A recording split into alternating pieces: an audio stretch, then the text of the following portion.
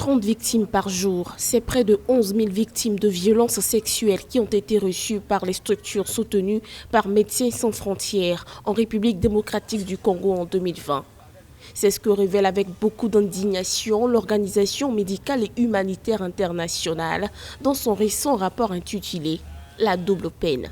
Une double peine infligée à 6 des 26 provinces de la RD Congo où le viol, comme arme de guerre, rythme le quotidien des femmes depuis de nombreuses années. La double peine, c'est d'abord la violence physique et physiologique vécue par ces victimes. Et derrière cela, les conséquences à moyen et long terme qui créent la stigmatisation, l'exclusion sociale et pour certaines de ces victimes, la perte de leurs moyens de subsistance. L'ampleur des violences sexuelles en RD Congo n'a de cesse d'être dénoncée par de nombreux acteurs nationaux et internationaux.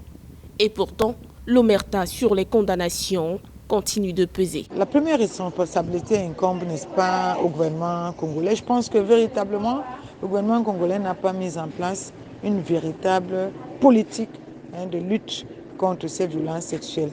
La lutte contre les violences sexuelles, ce n'est pas de prendre en charge avec des petites politiques, mais c'est de mettre en place toute une politique où la lutte contre l'impunité est efficace. Et quand on dit lutte contre l'impunité, c'est que les commanditaires de ces violences-là, qu'ils soient systématiquement arrêtés, poursuivis devant la justice, condamnés, et qu'il y ait réparation. Quand on dit réparation, ce n'est pas réparation des ONG, c'est réparation de la prise en charge de l'État avec des politiques, de réparation psychologique et même des réparations aussi financières. D'après un rapport de l'ONU, Organisation des Nations Unies, la plupart de ces actes sont commis dans le cadre d'opérations militaires menées par les forces armées qui opèrent dans le pays.